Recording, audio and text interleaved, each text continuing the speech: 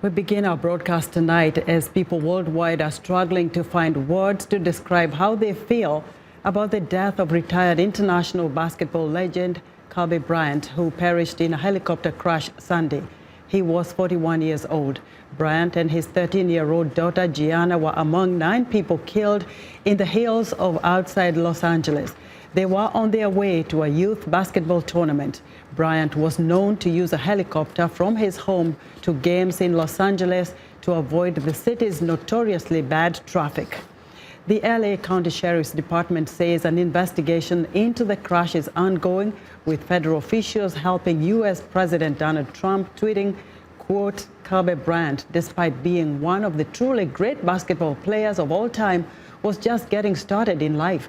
The loss of his beautiful daughter Gianna makes this moment even more devastating. Melania and I send our warmest condolences to his wife Vanessa and the wonderful Bryant family. May God be with you all. Former President Barack Obama also tweeted that Bryant was, quote, just getting started in what would have been just as meaningful second act to follow his basketball career. Stars from other sports, including the NFL's Tom Brady and hockey's Wayne Gretzky, also expressed shock.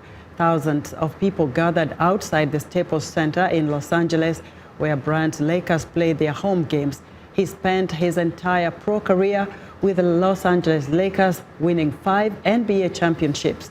For more perspective on Kobe Bryant's life and legacy, I'm joined in the VOA studio by reporter Cheick Thiero. Cheick, who is an accomplished basketball player, having played in the NBA Summer League, and as someone who once met Bryant. Cheick, thanks for coming into the studio. Thank you for having me in the studio today. A very sad day for the sports family, and I believe the entire family. Very shocking. Now, you met with Kobe Bryant. You spoke with him. What do you remember about Kobe? What I remember about Kobe, when we came on the Summer League practice, is helicopter landed on the top of the roof, and everybody was shocked. Everybody was like, "Oh, this is how Kobe pull up," you know. And it was a dream come true for a lot of us in the gym. And they cut the half court for him to practice, and we practiced the whole half court. And after we done, they asked him, "Can he say a few words to the athlete, the young athletes?"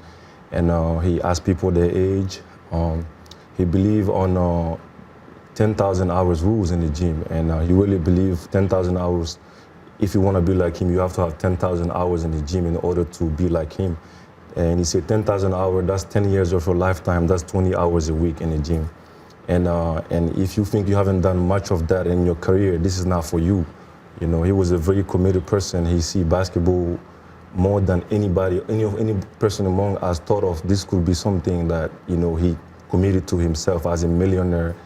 And he had a killing instinct in basketball, so it's something called killing instinct. He had that even though he had everything he wanted in life.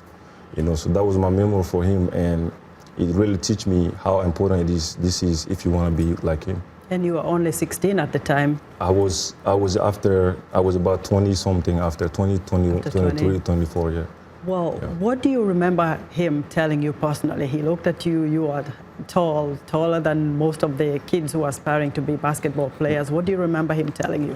Yeah, me personally from Africa, and you see Kobe, if you're from Africa, this is a long dream for somebody that's not even from here. Because America basketball is very competitive. There's over 70,000 players in America alone trying to go. And I was not the only tall person in the team, but he made me feel like it's doable for me, you know, because it's doable. There's a lot of young African in the NBA right now, which Kobe mentor.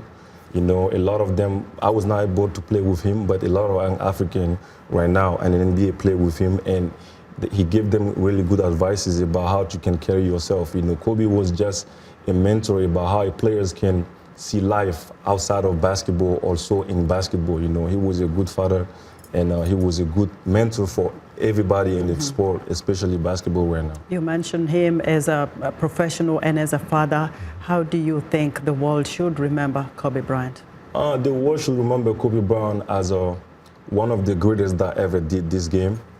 He gave everything he had, and Kobe was a person who played with broken fingers before, you know, and he retired early because of his body shape, because he used his body a lot. And you should remember Kobe as nobody like him. You know, he's just Kobe. He may even himself say, I don't want to be the next Michael Jordan. I want to be the next Kobe Bryant, you know.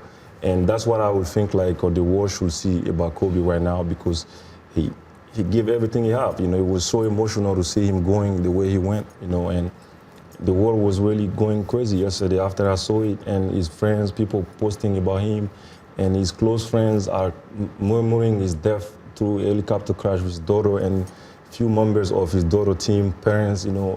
It's very tragic, you know. It's very tragic for this. Very tragic indeed. It's a sad story. It's a very sad day. It is very sad. Sad time for us. Thank you, Cheick, for talking to us on this. Thank you.